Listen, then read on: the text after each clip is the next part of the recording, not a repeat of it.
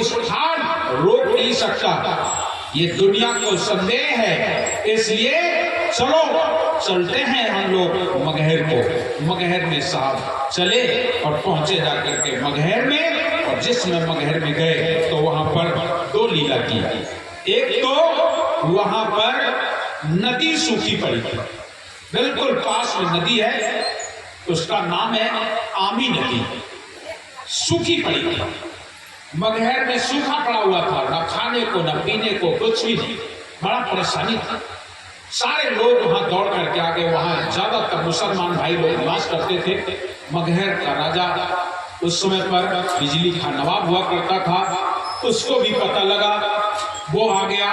क्योंकि वो बिजली का नवाब साहब कबीर का शिष्य था, दौड़ करके आया, गुरुदेव आए हैं, मेरा पीर आया है। पहुंच गए सारे लोग, क्षेत्र के लोग, मगहर के लोग हाथ जोड़ के बोले, साहब यहाँ एक बहुत बड़ा संकट है। क्या? यहाँ जल का बहुत बड़ा संकट है, पीने लोग पानी नहीं है। दया किया जाए, कुछ ऐसा कर दिया जाए जो कम से कम हम लोगों को पानी मिल जाए। हमारी खेती सब बर्बाद पड़ी रहती है, यहाँ पानी ही नहीं। सदगुरु ने ऐसी कृपा दृष्टि डाली, जैसे दृष्टि डाली वैसे ही अभी नदी बहने लगी। वो पानी आ गया, पानी को देखकर सारे लोग खुश हो गए। धन्य भाग आज आपके दर्शन से मेरी आमी नदी में चला गया। आज भी वो आमी नदी बराबर बहती है, बराबर बहती है, उसमें कभी पानी नहीं सूखता है। अब तो वो पानी थोड़ा गंदा हो गया और सभी नदियां गंदी हो गई, क्योंकि सभी नदियों में इस समय फैक्ट्रियों का पानी जाने लगा है। ठीक इसी तरीके से उस आमी नदी के आगे शायद कोई कागज की फैक्ट्री है, उसका पानी आने लगा है। तब से वो नदी पानी गंदा हो गया, और नहीं तो बढ़िया पावन निर्मल जल था, वो बहने लगा। सारे लोग बोले, ये सदगुरु की कृपा देखिए, सूखी नदी बह रही है। इसीलिए कहते हैं सत्य कबीर गुरु वाला पीर, लड़के बच्चे होए फकीर, सूखी नदी बहवानी। वो साहब ने वहां पर सूखी नदी बहा दिया, सारे लोग देखते रह गए। राजा बड़ा खुश हो गया। सदगुरु कबीर बोले, अब मुझे जाना चाहिए, अब मुझे जाना चाहिए। और वहां पर सदगुरु कबीर साहब लेट जाते हैं, और जैसे लेट जाते हैं, कुछ लोग कहते हैं गुफा में लेट गए, गुफा में लेट गए, और बड़ी तेजी से आवाज आई, और जैसे आवाज आई सारे लोग एक प्रकाश जैसा दिखाई पड़ा और शांत हो गया। सारे लोग बोले, मेरा सदगुरु सतलोक चला गया। जा करके वहां पर देखा नहीं, कुछ भी नहीं देखा। दोनों दल के लोग, राजा वीरभान वो कहते थे हम इन्हें जलाएंगे, लेकिन बिजली खां नवाब वो कहता था हम इन्हें दफन करेंगे। दोनों में आपस में विवाद हो गया, इतना विवाद हो गया, इतना विवाद हो गया, तलवारें निकल गई, तलवारें निकल गई। और जब तलवारें निकल गई, युद्ध की तैयारियां हो गई। वो कह नहीं मेरा पीर है, मैं दफनाऊंगा, नहीं मेरा गुरु है, मैं इन्हें जलाऊंगा। दोनों लोगों में तैयार, अब लड़ाई शुरू हो गई। उत्पीर पठाना अतबलवाना लाए कमाना कर डाली, सन्मुख नियाराना छुटे न बाना भय बंसाना रणबाजी। तब वही गुरु ज्ञानी मन की जानी, अब दरवानी उच्चारी, तुम खोलो पर्दा है नहीं मुर्दा, युद्ध अवस्था कर डाली। जैसे दोनों सेनाएं इकट्ठा हो गई, वैसे सामने आकाशवाणी किया, अरे तुम लोग कैसे हो? जीवन भर हमने तुम्हें एक करने का प्रयास किया, जीवन भर मैंने तुम्हें अहिंसा का पाठ पढ़ाया, सत्य का पाठ पढ़ाया, और आज तुम खून बहाने के लिए तैयार हो। और किसके लिए? और जिसके लिए तुम खून बहा रहे हो, जाओ तो देखो तो वहां है क्या। जैसे वहां जाते हैं दोनों टीम के लोग, जैसे चद्दर हटाया तो कुछ नहीं मिला, वहां फूल पड़े। छोड़कर फूल और तुलसी गए साधे निज घर को, वहां पर फूल पड़े हुए थे। दोनों लोगों ने शर्त रख दिया, हम लोग अभी लड़ाई कर लेते, झगड़ा कर लेते, मारपीट कर लेते, या तो कुछ ही नहीं, कुछ भी नहीं मिला।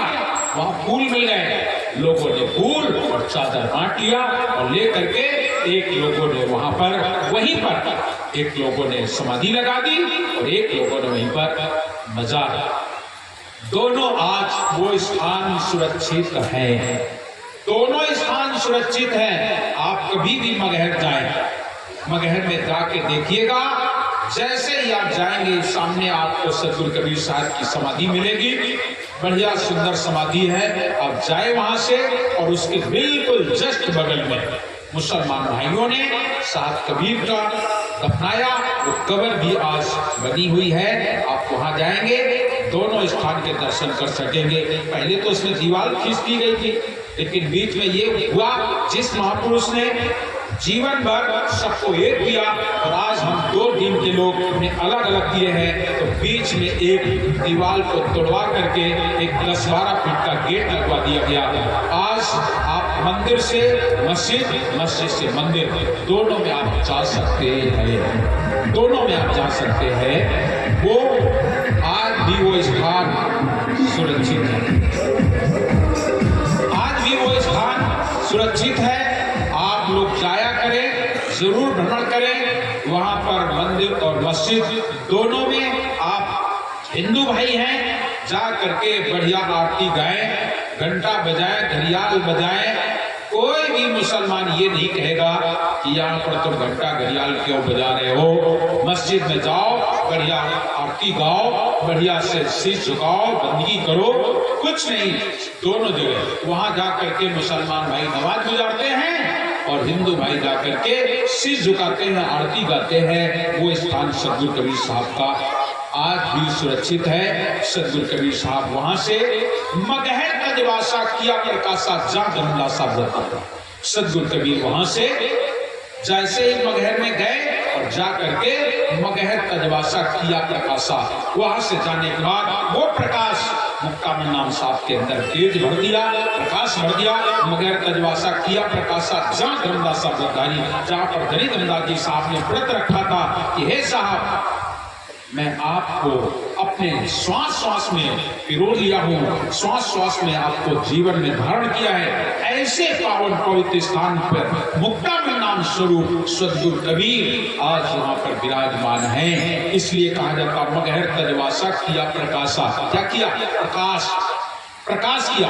मगहर तजवासा किया प्रकाशा जहाँ धर्मदास व्रतधारी, जहाँ पर धर्मदास साहब ने सदगुरु कबीर साहब के नाम का व्रत रखा। व्रत का मतलब एक दिन का व्रत नहीं, जीवन भर का व्रत रखा। उस जीवन भर का व्रत रख करके और वहां पर मुक्का में नाम साहब के पास हमेशा हमेशा के लिए स्थित हो जाते हैं। इसलिए कहा गया 4 गुरु संसार में, धर्मदास बड़ियांश, मुक्ति राज लिख दीनिया, अटल 42 वंश, और वंश 42 हम सब।